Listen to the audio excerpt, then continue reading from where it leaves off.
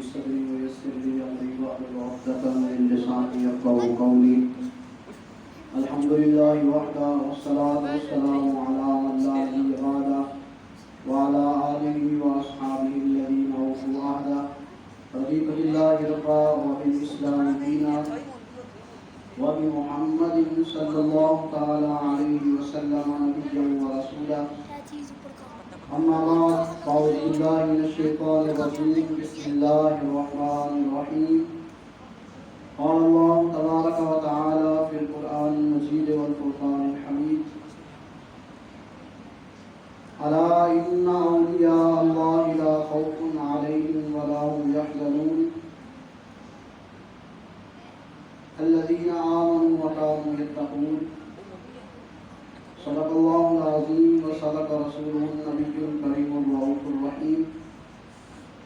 إن الله وملائكته يصلون على النبي يا أيها الذين آمنوا صلوا عليه وسلموا تسليما.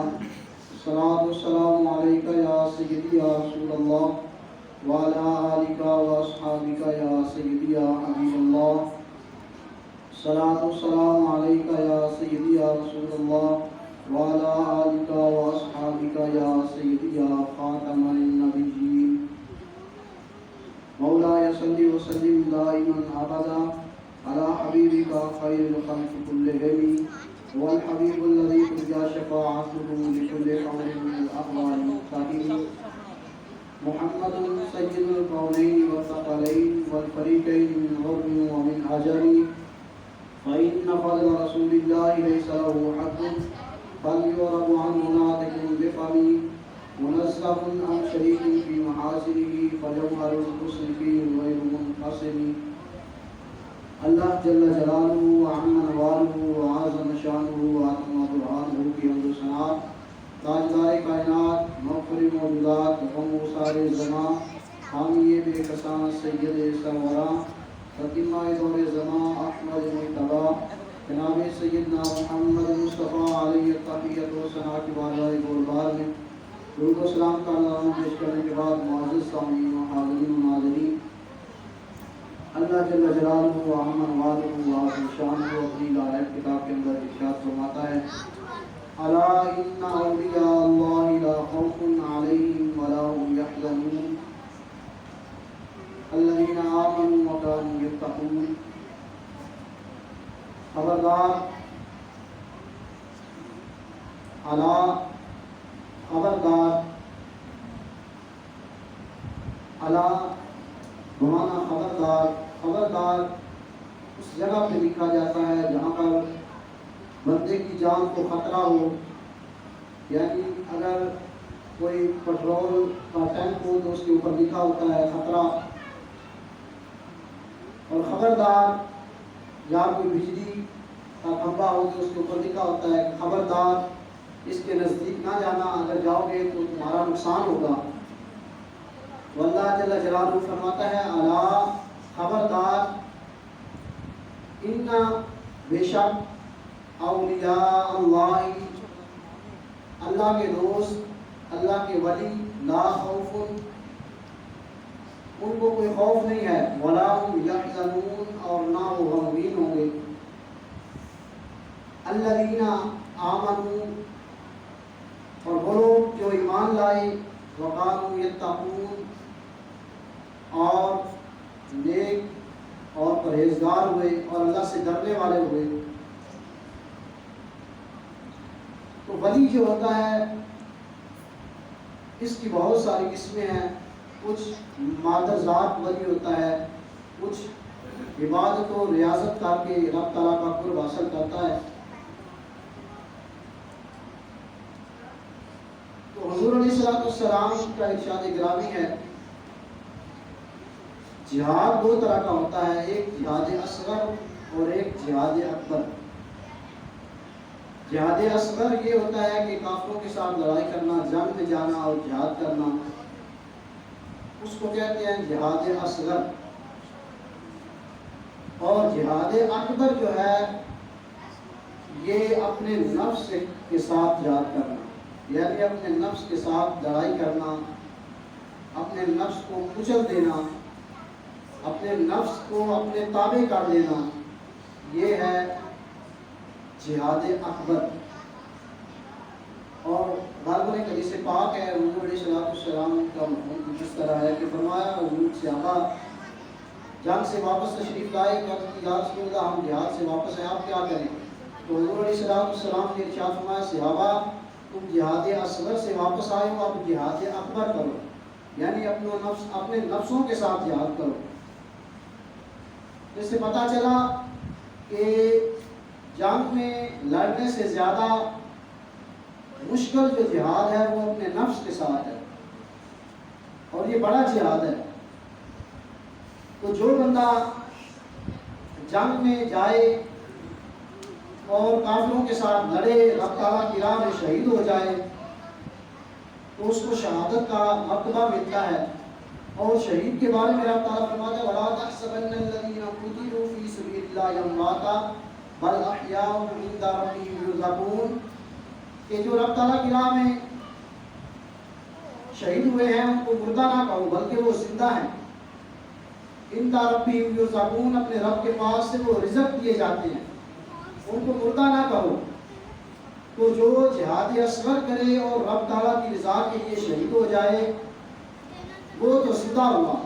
تو جو جہاد اکبر کرے اور جہاد اکبر کر کے وہ رب تعالیٰ کا قرب حاصل کرے، اپنے نفس کو کچل دے اور پھر وہ اس دنیا سے چلا جائے تو کیا وہ زندہ نہیں ہوگا؟ یعنی جو شہادت حاصل کرے رب تعالیٰ کی راہ میں اور رب تعالیٰ کی رضا کے لیے اس دنیا سے چلا جائے تو رب تعالیٰ فرماتا ہے وہ زندہ ہے۔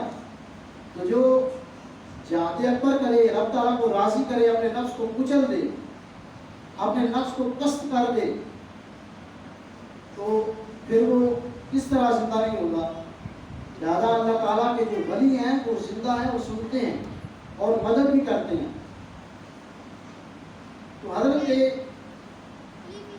عثمان بن علی حجویری داتا گنج بخش رحمۃ اللہ تعالیٰ علیہ، ان کا عرس قریب ہے، 8 اکتوبر ان کا عرس ہوگا انشاءاللہ۔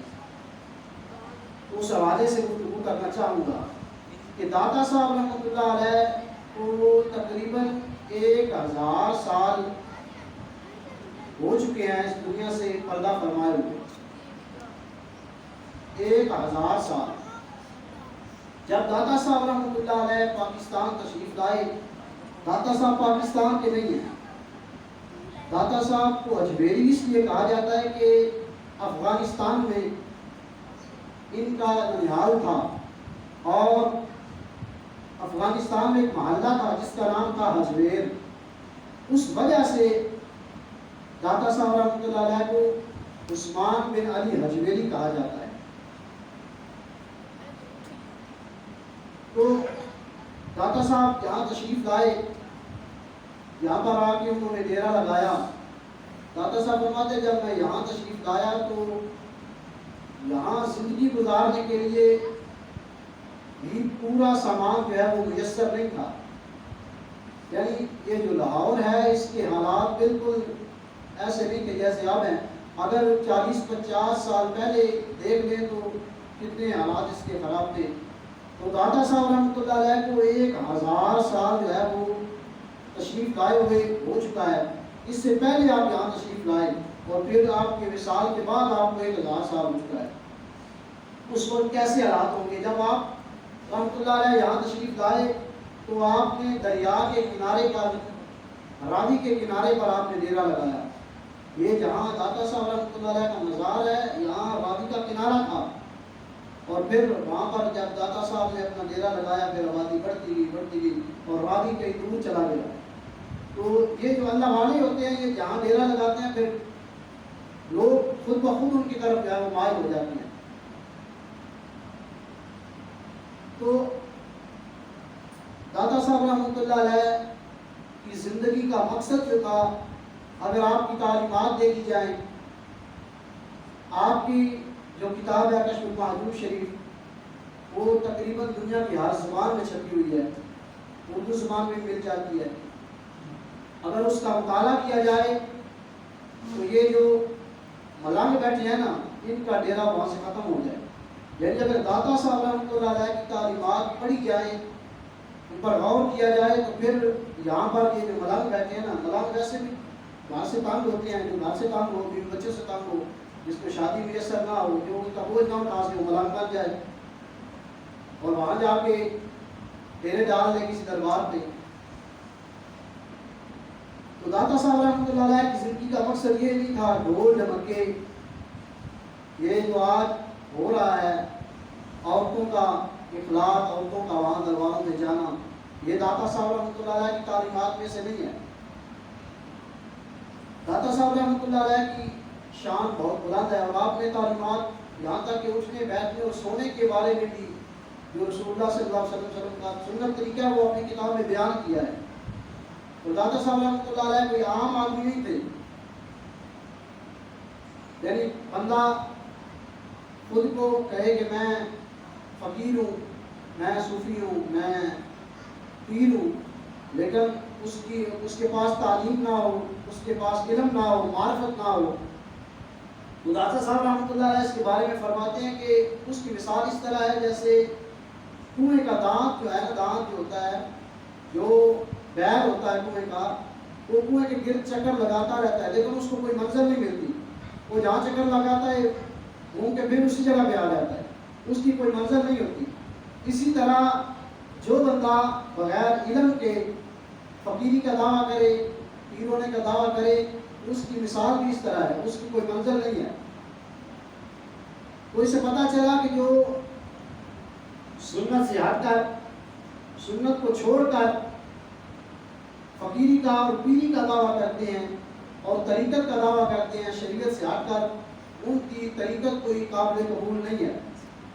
کیونکہ داتا صاحب رحمۃ اللہ علیہ کے بارے میں حضور غوث اعظم رحمۃ اللہ علیہ 11ویں والی سرکار رحمۃ اللہ علیہ فرماتے ہیں اگر میں ان کا زمانہ پاتا، کیونکہ غوث پاک داتا صاحب کے بعد ہوئے ہیں، کہتے اگر میں ان کا زمانہ پاتا تو میں ان کی صحبت میں بیٹھتا۔ یعنی اتنا مقام ہے داتا صاحب کا، کیونکہ گھر کا بھی ہو رہا ہوتا ہے، ہم لوگ دور دور جاتے ہیں لیکن داتا صاحب ہمارے پاس ہیں۔ لوگ جب وہاں داتا صاحب جائیں، لاہور جائیں بھی تو حاضری کے دور سے اشارہ کر دیتے ہیں بھئی ہم کہیں آئے ہیں۔ یعنی اتنی توفیق کچھ لوگوں کو نہیں ہوتی کہ وہاں جا کے بندہ حاضری دے، اور وہاں جا کے اتنا بڑا اللہ کا ولی ہے جس کے دربار پہ 40 دن حضرت خواجہ معین الدین چشتی اجمیری رحمۃ اللہ علیہ نے چلا کاٹا ہے، اور پھر انہوں نے کہا کہ گنج بخش فیض عالم مظہر نور خدا ناکسارا پیر کامل کاملا رارا مما، یہ آج بھی ان کے دربار پہ یہ شعر لکھا ہوا ہے جو حضرت خواجہ معین الدین چشتی اجمیری رحمۃ اللہ علیہ کا، یعنی اتنے بڑے پیر اور خود غوث اعظم کو چھوٹی ہستی نہیں ہے، غوث اعظم تمام ولیوں کے سردار ہیں، اور غوث اعظم رحمۃ اللہ علیہ کا قدم جو ہے وہ تمام ولیوں کی گردن پر ہے۔ اور غوث اعظم فرماتے ہیں اگر میں داتا صاحب رحمۃ اللہ علیہ کا زمانہ پاتا تو میں ان کی صحبت میں بیٹھتا، یعنی ان کی صحبت اختیار کرتا، ان سے فیض لیتا۔ حضور داتا صاحب، لفظ داتا کے بارے میں یہ کچھ لوگ شبہ ڈالتے ہیں کہ داتا جو ہے اس کا معنی دینا ہے اور یہ رب تعالیٰ کی صفت ہے، حالانکہ رب تعالیٰ کے 99 نام یہ لکھے ہیں، یہاں پہ داتا لکھا ہوا ہے، داتا نہیں لکھا ہوا، داتا فارسی کا لفظ ہے، اور رب تعالیٰ کے 99 ناموں میں کوئی داتا لفظ نہیں ہے۔ یہ لوگوں نے ویسے شبہ ڈال دیا کہ داتا جی دینے والا ہے، یہ نا رب ارحمہما کما ربیانی صغیرا، قرآن مجید میں 15 پارے میں آتا ہے کہ یا اللہ جس طرح انہوں نے مجھے، میرے والدین نے مجھے بچپن میں مطلب پالا ہے، رب ارحمہما کما ربیانی صغیرا، رب تعالیٰ نے اب ان کے والدین کو رب تعالیٰ نے رب فرمایا ہے، تو کیا یہاں پر شرک ہو جائے گا؟ یہاں پر شرک نہیں ہے۔ رب کا معنی ہے پالنے والا اور داتا کا معنی ہے دینے والا۔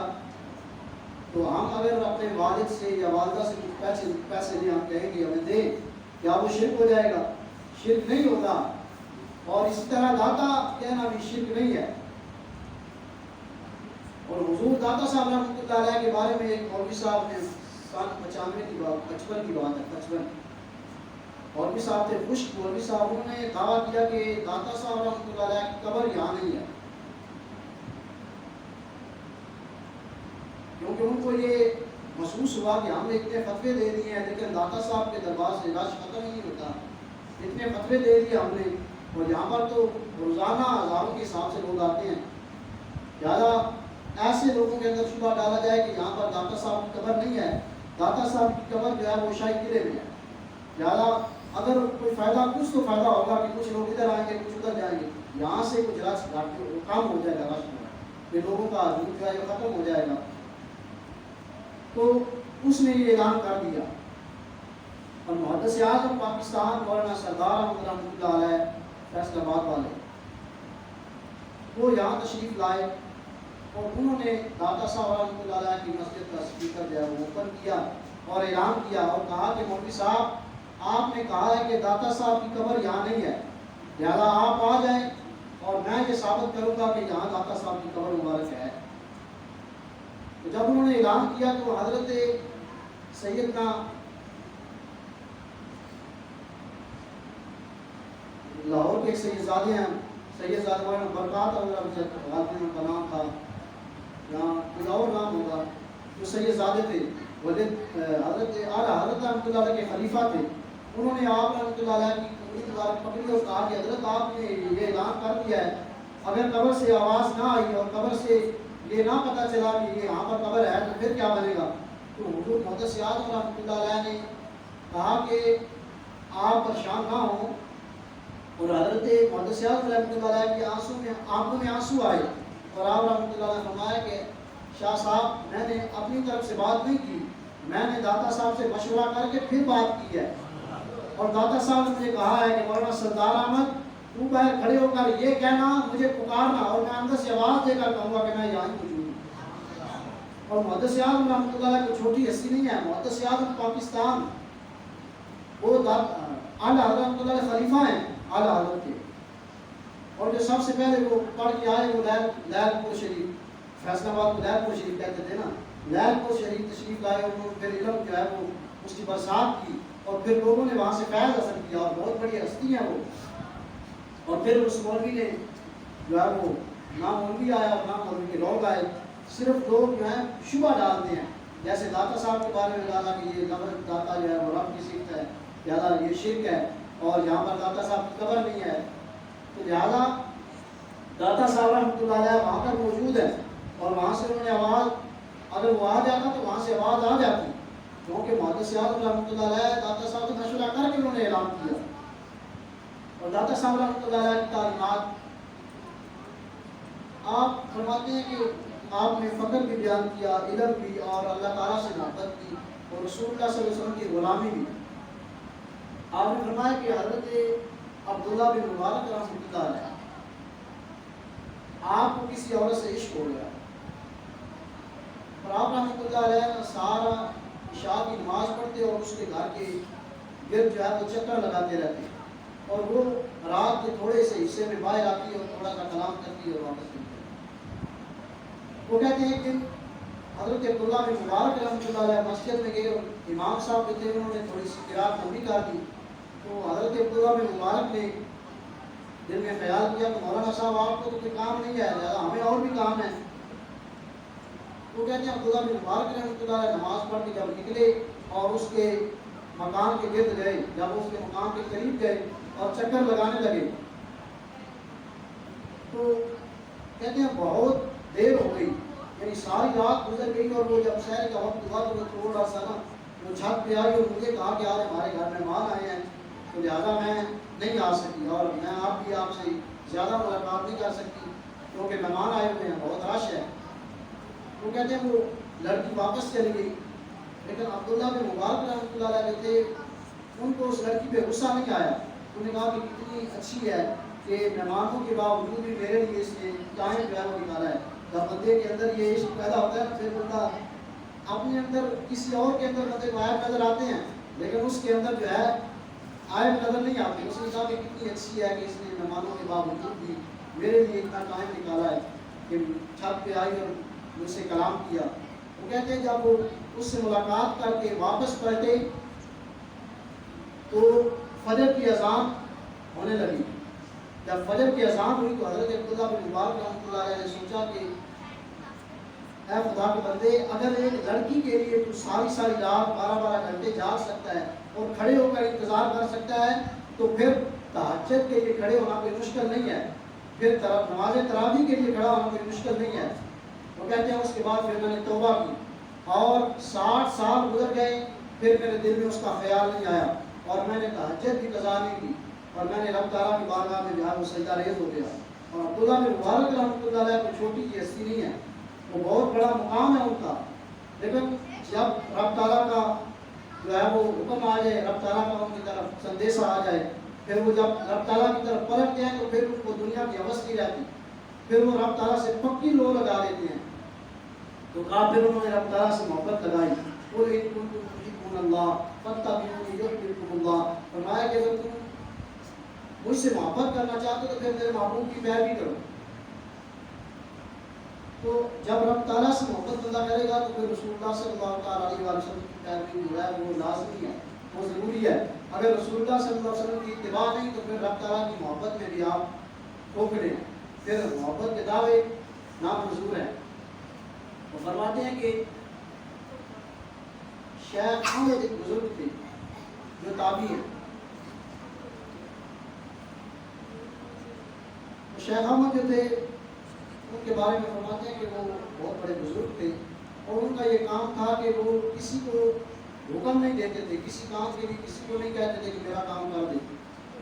تو ایک وقت ایسا آیا کہ ان پر کوئی جرم عائد ہو گیا اور لوگوں نے کہا کہ یہ مجرم ہے. تو بادشاہ جو تھے ابو مسلم، انہوں نے ان کو پکڑ کر جیل میں کر دیا. جب جیل میں قید کر دیا تو پھر ابو مسلم وہ جب رات کو اپنے بستر پر گئے اور سوئے، پھر رسول اللہ صلی اللہ علیہ وسلم کی زیارت ہوئی. ابو مسلم جو تھے وہ خود بھی بہت بڑے نیک تھے، لیکن تھے بادشاہ. پہلے بادشاہ بھی بہت نیک ہوا کرتے تھے، آج کل کے بادشاہ کو اللہ ہی معاف کرے. وہ بہت بڑے نیک تھے. تو جب رب تعالیٰ کے محبوب کی زیارت ہوئی تو رسول اللہ صلی اللہ علیہ وسلم نے ارشاد فرمایا کہ ابو مسلم انہیں ایک گناہگار شخص کو، مطلب انہیں اس کو گناہگار ٹھہرا کر، مجرم ٹھہرا کر اس کو قید کر دیا ہے، حالانکہ وہ بے گناہ ہے، اس کا کوئی گناہ نہیں ہے. وہ کہتے ہیں کہ ابو مسلم جو تھے وہ رات کو اٹھے، انہوں نے کسی اپنے غلام کو یا کسی جیلر کو کوئی حکم نہیں دیا، وہ خود جو ہے وہ جیل میں گئے اور وہاں جا کے تالا کھولا اور کہا کہ آپ جائیں، آپ بے گناہ ہیں، آپ جا سکتے ہیں. اور پھر آگے بڑھے اور آپ کا ہاتھ کا بوسہ لیا اور کی حضرت اگر آپ کا کوئی کام ہو تو مجھے بتائیے گا، اگر کوئی آپ حکم کریں میرے بارے میں، میرے ساتھ میرے متعلق کوئی کام ہوا تو مجھے حکم کریں، میں آپ کا کام جو ہے وہ پورا کروں گا. تو وہ بزرگ فرمانے لگے جو شیخ احمد تھے، انہوں نے کہا کہ مجھے ابھی بھی سمجھ نہیں آئی. وہ کہتا ہے کہ حضرت کیا؟ فرمایا کہ جو رات کے آخری پیر میں مجھے اٹھا کر مجھے رہا کروا سکتے ہیں وہ کوئی میرا کام رہنے دیں گے؟ لہٰذا تجھ سے میرا کام کوئی نہیں ہے. یعنی جو رب تعالیٰ کے مطلب یہ ہے کہ جو رب تعالیٰ کے اوپر توکل کرتا ہے، رب تعالیٰ کے ساتھ پکی محبت کرتا ہے، رب تعالیٰ کے محبوب کے ساتھ محبت کرتا ہے، پھر اسے کوئی کام کوئی مشکل نہیں پیش آتی. اگر وہ جیل میں چلا جائے تو پھر خود رسول اللہ صلی اللہ علیہ وسلم اسے رہا کروانے آ جاتا ہے. بندے کا عقیدہ پختہ ہونا چاہیے. داتا صاحب نے یہ واقعہ جو ہے وہ نقل کیا، یہ کشف الفاجر میں لکھا ہوا ہے. یہ داتا صاحب رحمۃ اللہ کی تعلیمات ہیں. اور حضرت داتا صاحب رحمۃ اللہ علیہ فرماتے ہیں کہ ایک بزرگ تھے جو تابعی تھے، ان کا معمول یہ تھا کہ وہ کسی سے ملاقات، کسی سے ملا نہیں کرتے تھے، خاص کر کے صبح سے لے کر عصر تک. انہوں نے بکریاں رکھی ہوئی تھی اور وہ چراتے ان کو، اور خود جو ہے وہ فرات کے کنارے نوافل رب تعالیٰ کی عبادت کرتے. تو ایک شخص آیا، اس نے آ کر ان بزرگوں کا پوچھا تو لوگوں نے کہا کہ وہ اس وقت نہیں ملتے صبح سے لے کر عصر تک. تو اس نے کہا کہ میں بہت دور سے آیا ہوں، اگر میں ان سے ملنا چاہتا ہوں. لوگوں نے کہا کہ وہ ناراض ہو جاتے ہیں، وہ نہیں ملتے. تو اس نے کہا کہ اگر ناراض بھی ہوئے تو تھوڑی دیر ناراض ہوں گے، کیونکہ جو اللہ تعالیٰ کے بندے ہوتے ہیں، جو اللہ تعالیٰ کے برگزیدہ بندے ہوتے ہیں، وہ زیادہ دیر ناراض نہیں رہتے. وہ شخص کہتا ہے کہ میں چلا گیا.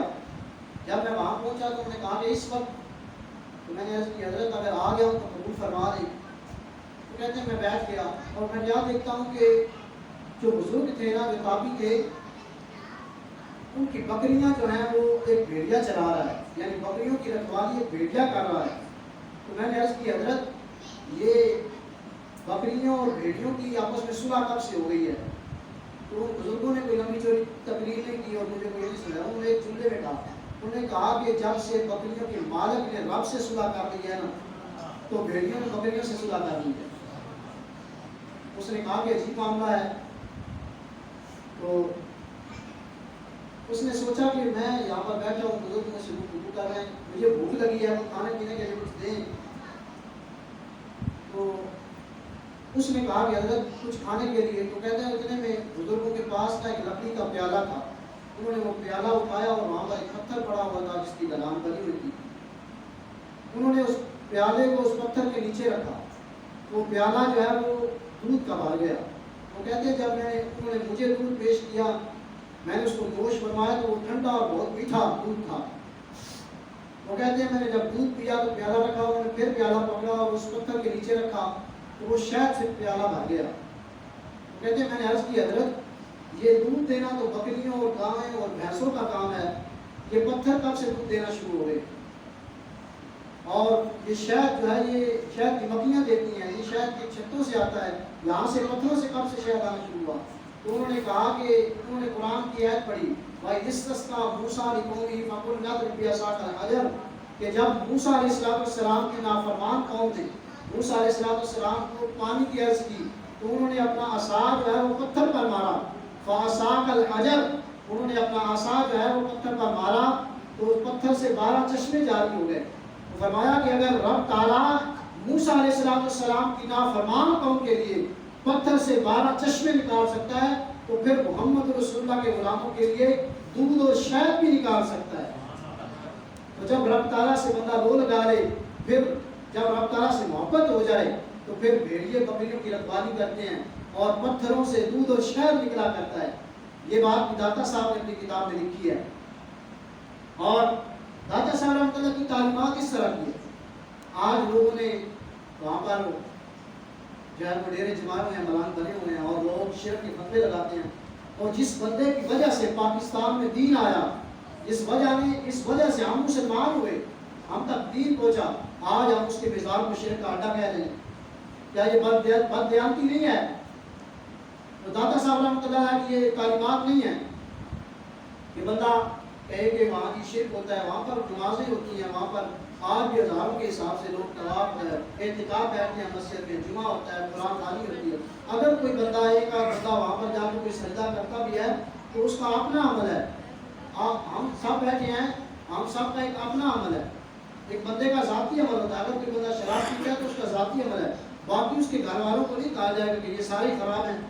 اگر ایک بندہ غلط کام کرتا ہے تو اس کا ایک ذاتی عمل ہو سکتا ہے، لیکن اس کے سارے ماحول کو، اس کے سارے فیملی کو، اس کے سارے گاؤں کو، محلے کو کہنا کہ یہ سارا محلہ ہی خراب ہے، یہ سارا گاؤں ہی خراب ہے، تو یہ غلط بات ہوتی ہے۔ اگر وہاں جا کر ایک بندہ کرتا ہے تو یہ جاہلیت کی وجہ سے کرتا ہے۔ داتا صاحب رحمۃ اللہ کی یہ تعلیمات نہیں ہیں کہ وہاں جا کر سجدہ کیا جائے، شرک کیا جائے۔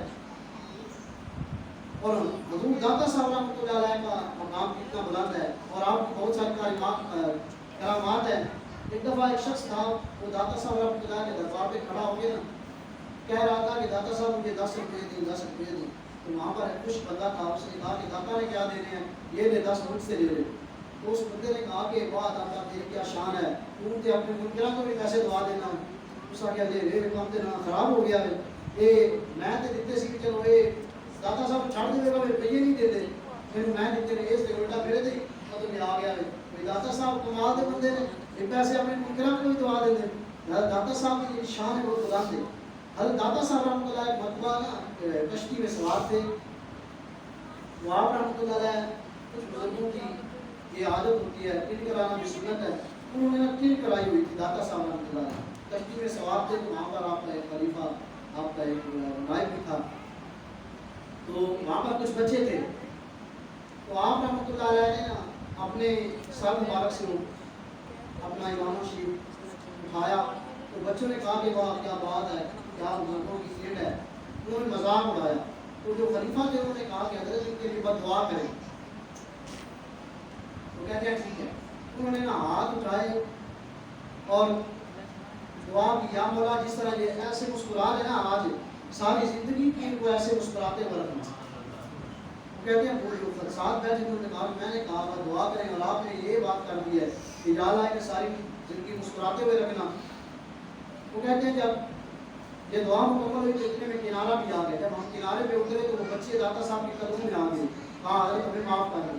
یہ دیکھیں نا جب رب تعالیٰ کے ساتھ بندہ رب تعالیٰ کے محبوب کے ساتھ محبت کرتا ہے, رب تعالیٰ کے ساتھ محبت کرتا ہے, رب تعالیٰ کے بندیوں کے ساتھ محبت کرتا ہے تو پھر رب تعالیٰ ان الذین آمنوا وعملوا الصالحات سیجعل لهم الرحمن ودا. جو بندہ نیک عمل کرتا ہے ایمان لے آتا ہے رب تعالیٰ اس کی محبت لوگوں کے دلوں میں ڈال دیتا ہے.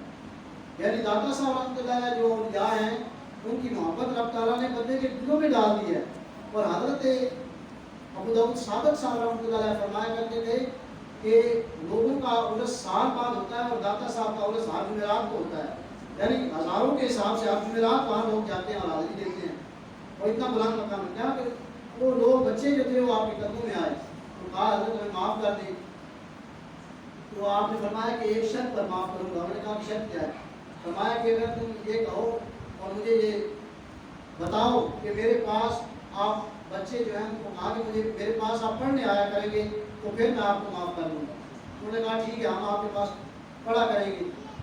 اور پھر وہ خلیفہ جو ہے بیان کرتے ہیں کہ وہ جب بچے تھے انہوں نے پہلے ان کا مذاق اڑایا, پھر توبہ کی اور آپ اللہ میں آئے, پھر انہوں نے پڑھنا شروع کیا اور پڑھ کر وہ ایسے بنے کہ انہوں نے لوگوں کو بھی آگے علم تقسیم کیا. یعنی کبھی کبھار ایسا ہوتا ہے کہ بندہ مذاق مذاق میں بھی عشق لگا سی کھیڈاں کھیڈ دی کھیڈاں کھیڈ دی بھول گئیاں کچل پایا سی یار دے ویکھن لئی اکھاں ڈلدیاں ڈل گئیاں. یہ بندہ جب کھیلتے کھیلتے ہی اس کا کام بن جاتا ہے. وہ بچے جو مذاق میں تھے اور مذاق میں ان کا کام بن گیا, پھر وہ رب تعالیٰ کے ولی بھی بن گئے. حضرت داتا صاحب رحمۃ اللہ علیہ جب پاکستان تشریف لائے, یہاں اگر انہوں نے ڈیرا جمایا تو